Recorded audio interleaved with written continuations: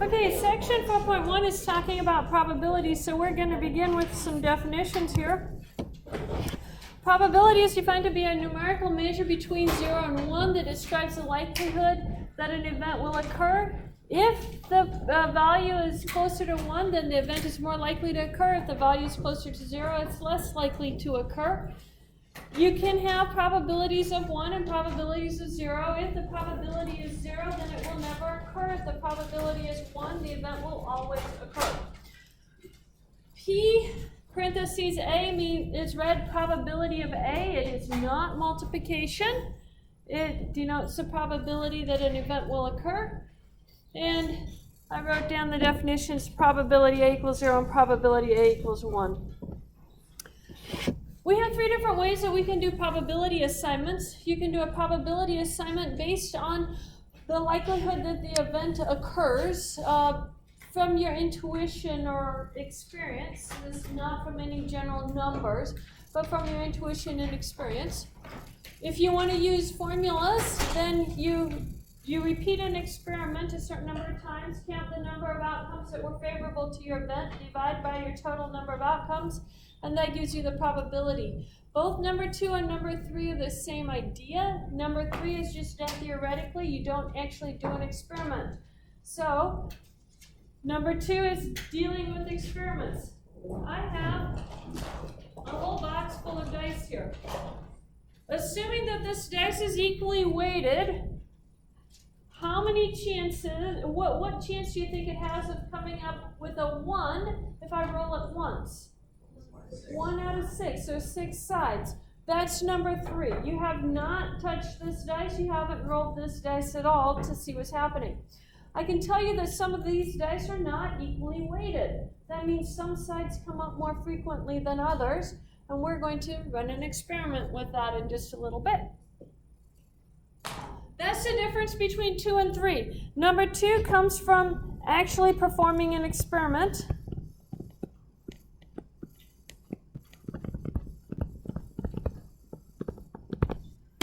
And number 3 is just theoretical. It's based off of theory. We actually end up using this number 3 one a fair amount in chapter 4. Number 2 in the rest of the statistics that we're going to be dealing with. So let's look at some examples here. Determine the probability for each of the following. Getting a heads on a single flip of a coin. 1/2, assuming your coin is equally weighted. Probability of heads is equal to 1/2. Now, you have a hat. It's going to contain 3 marbles. 2 of these marbles are blue and 1 is red. Find the probability of drawing a red marble on a single draw. 1/3. 1 red out of 3 total.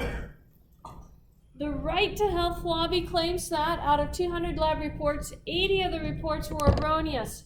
Find the probability of an erroneous report. Can't spell erroneous. E-O-U-S.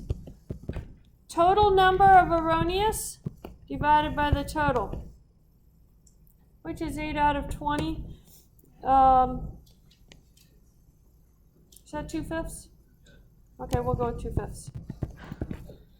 You could leave it as 80 out of 200 if you want. You don't have to simplify it.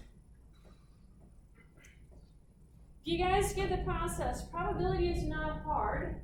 You're just counting the number of events that you want to happen divided by the total number of events. That's all we're doing.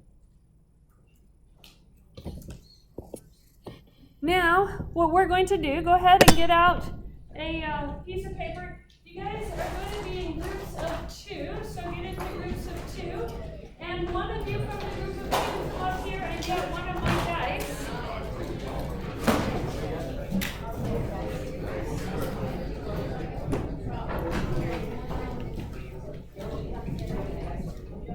And if you want to go a little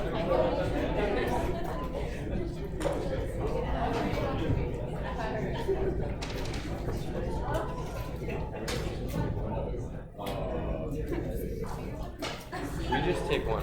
Yeah, just one.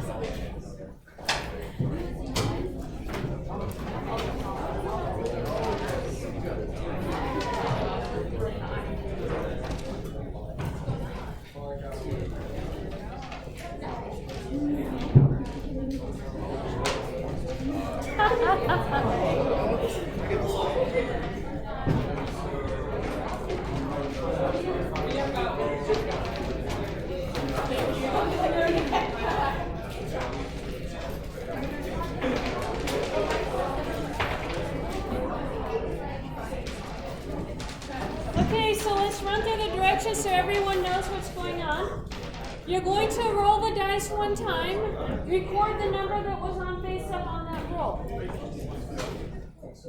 If your answer was not a 1, suppose you rolled it and it came up 3, then on that one roll, the probability of 1 on just your data that you have, the one experiment you ran, the probability of getting 1 is 0.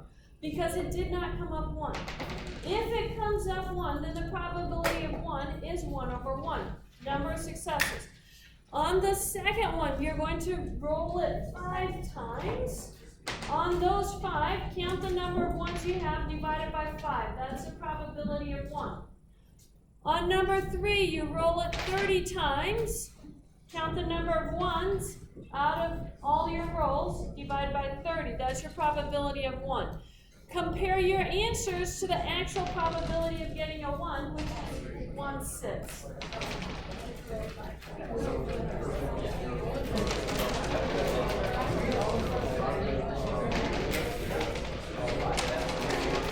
Is there someone who doesn't have a partner?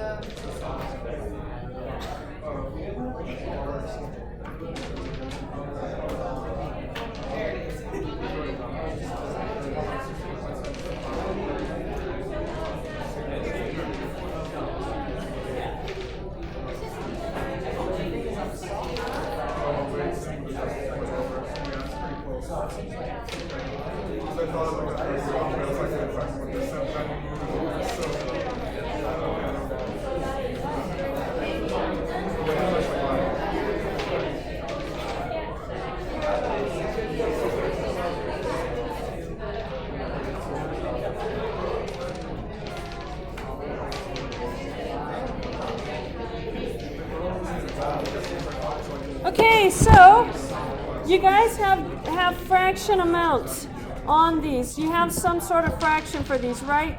A probability of 1 here. Maybe you got 1 out of 5 on this one.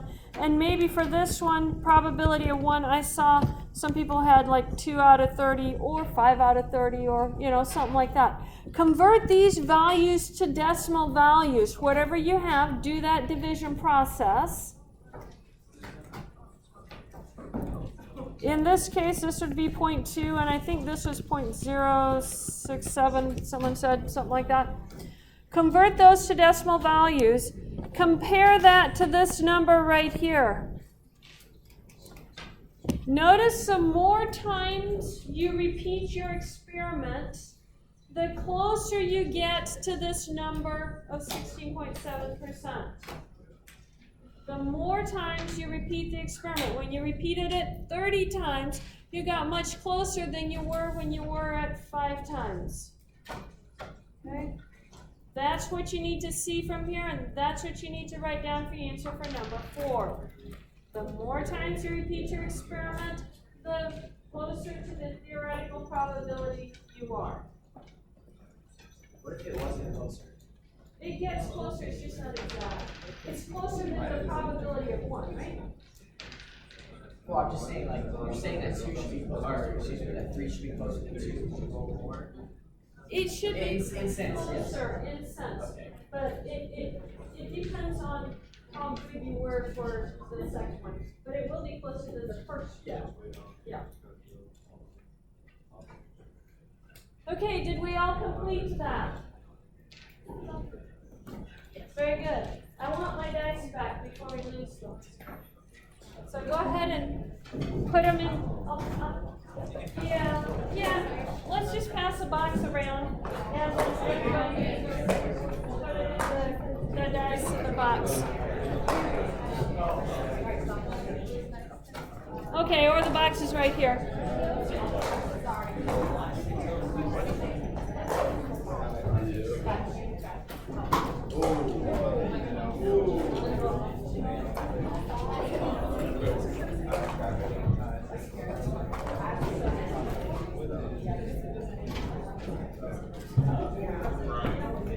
Hey, did I get the dice from everyone?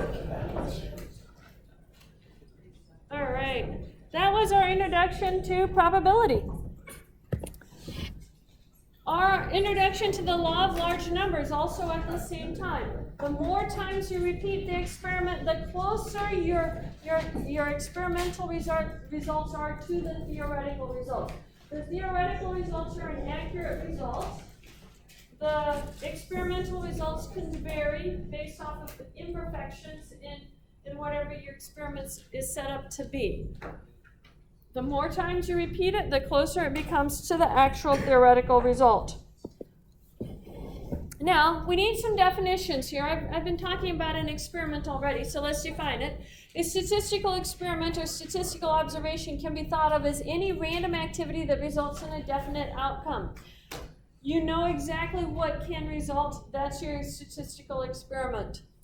An event is a collection of one or more outcomes of a statistical experiment or observation.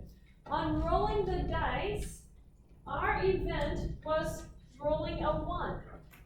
I could have an event that is made up of rolling, a 1 or a 3 if you're rolling a dice twice, say. Find the probability of rolling a 1 or a 3 on multiple rolls of the dice. Or on a single roll, you're still looking at 2 different events, 1 or 3. You can have events that are not single events. When they are a single event, they are called a simple event. A simple event is one particular outcome of a statistical experiment. We had a simple event. You could have compound events, that's okay. The set of all simple events constitutes the sample space of an experiment. So what would be the sample space for our DICE experiment? And this is the single roll of the dice. What options could we have for our single roll of our dice? Yeah. And we just write it as a comma-separated list. So that's our sample space, 1 through 6. That's all that could happen. Our event in our example that we had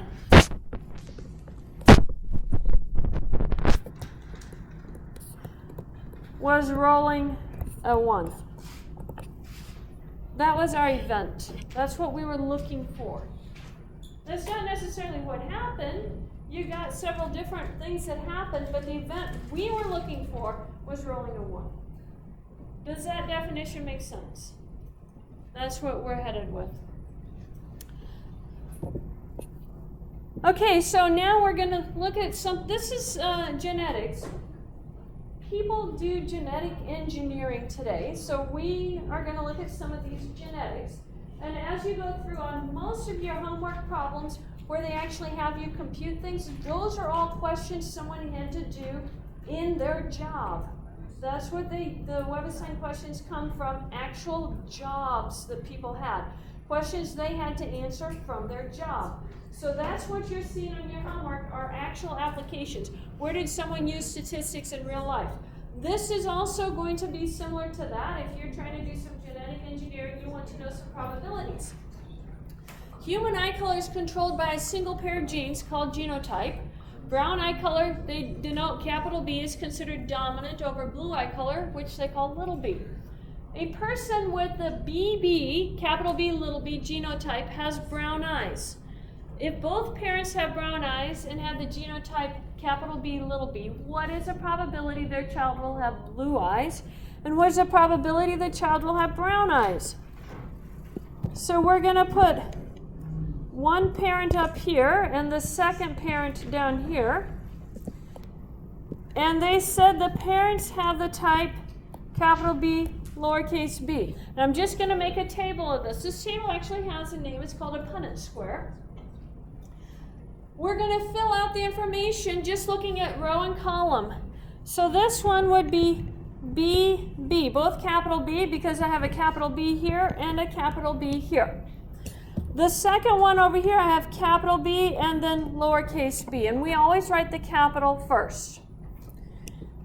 Down here, in the second row, I have a capital B and a lowercase b because that's the first row, first column. And then if I move that over to first row, second column, I have 2 lowercase b's. The eye colors B, capital B, lowercase b is brown because brown is dominant. And the eye color, both capital B, is also brown. 2 lowercase b's is blue. Okay? So if I look in my square here, I'm going to highlight these that are brown. Oh, got the wrong one.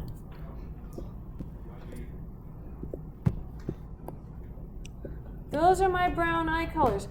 If you have a capital B, it's going to be brown. Capital B is considered dominant. So the question is, what is the probability that their child will have blue eyes? I have 1 blue out of how many options in my square? 4. So 25%. What is the probability of brown eyes?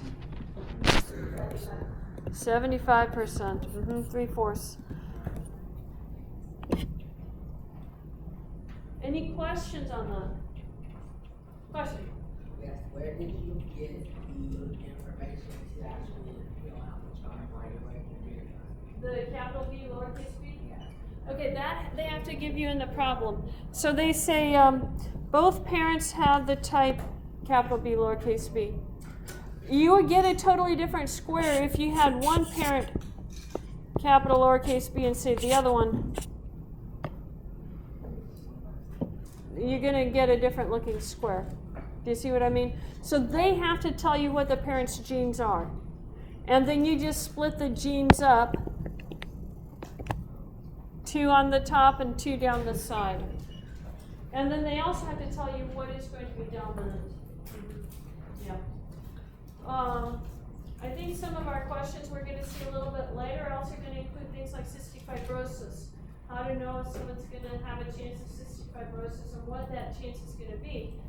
Same thing, they use Punnett squares for that. Any other questions on that? Okay. Notice that the sample space for this one, I used a table to generate it. You can make a sample space with a list or you can generate it in a table. And we're going to have either way as we go through this chapter. It's going to be both of them.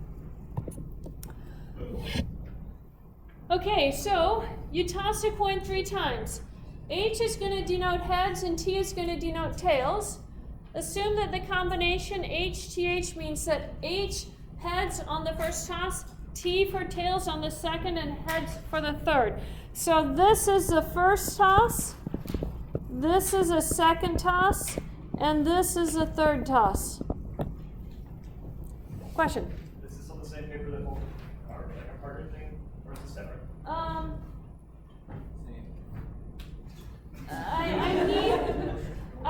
I'll tell you what the conundrum is. I need to be able to give scores to both people for it, but I need work from both people for it.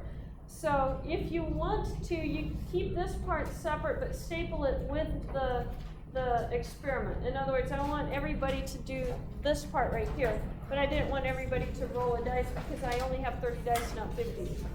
So separate piece of paper now. But the person who wrote on the original one can put it on the original, but both of you need to staple your papers to that original one. Yeah.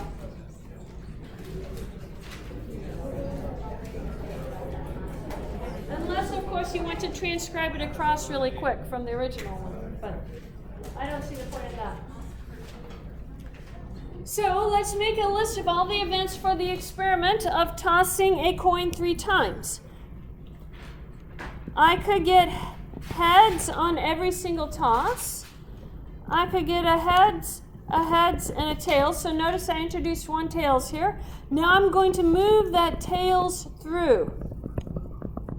So 1 head, 1 tail, 2 heads, and I moved it through. And then I'm going to put 2 tails on, and I'm going to move that heads through. And then the last option is all 3 tails. Now I was very careful in following a pattern. You can follow whatever pattern you want, but make sure you get all of them. How many do I have up there? 8. I know that's all of them, but how do I know that's all of them? Let me ask you a question. How many options do you have for the first toss? 2, heads or tails, right? How many options do you have for the second toss? 2, heads or tails. How many options for the third toss? 2, heads or tails. Multiply all of those numbers together. 2 times 2 is 4, times 2 gives you 8. You multiply the number of options for each toss together, and that tells you how many options you have for your sample space. So I should have 8 here. If I were flipping the coin 4 times, how many would I have? 16. Mm-hmm. Yeah. Okay, so we have listed our sample space. Assume that each event in the list is equally likely. Find the probability of the event heads, tails, heads. How many times did heads, tails, heads occur in our list? Once. That is in that particular order that I'm looking for. So it occurs only once. And how many total are in the list? 8. So the probability is 1 divided by 8. Now, we're going to change it, and I'm going to say find the probability of exactly 1 head. that head can appear any place in the list, but I only want it to appear once. How many of them have that? 3. Notice that they are, oh, that's twice. Now I have to try and erase. There we go, that worked. Tails, tails, heads, this one right here, and this one right here. So I get 3 out of 8 for my probability on that. You get to find the probability of exactly 2 heads.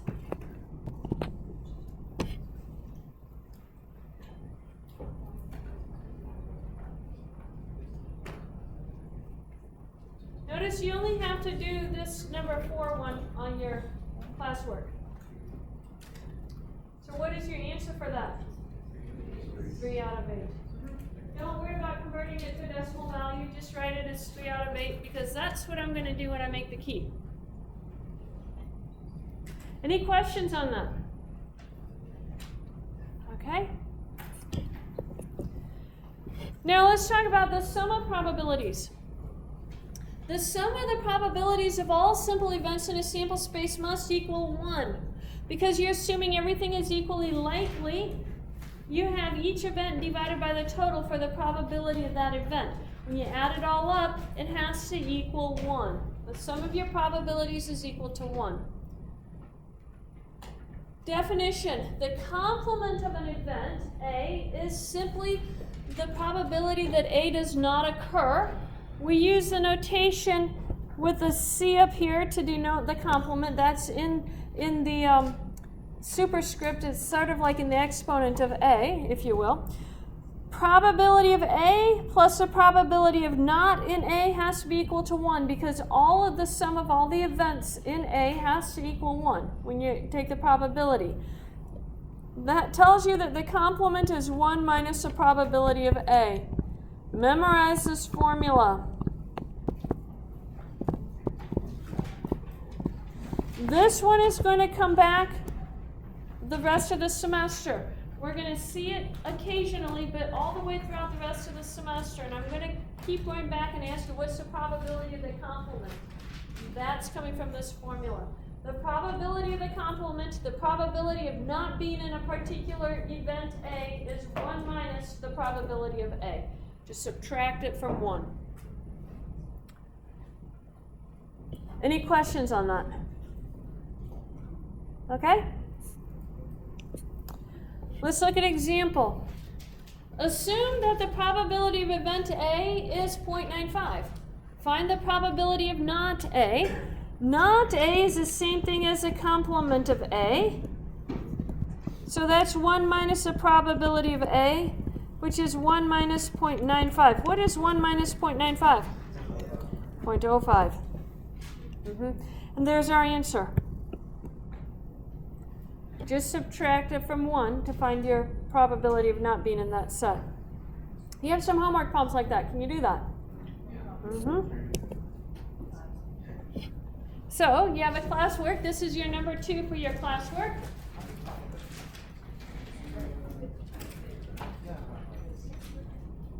If the probability of event A satisfies P of A equals 0.4, find the probability of the complement of A.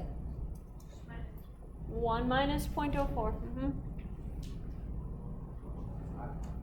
But let's get in the habit of the correct notation. So let's write P with our parentheses and what we're finding, the name of the event. Numbers don't necessarily go inside the parentheses. It's the name of the event, and then write your answer after that. So that's the notation for it.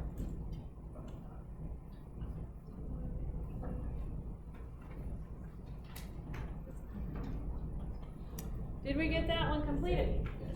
And what do we get for an answer? 0.6, that's correct. Okay, so why do we care about probabilities? This is a statistics class. It didn't say probability in statistics or probability theory. That's a different class that we have.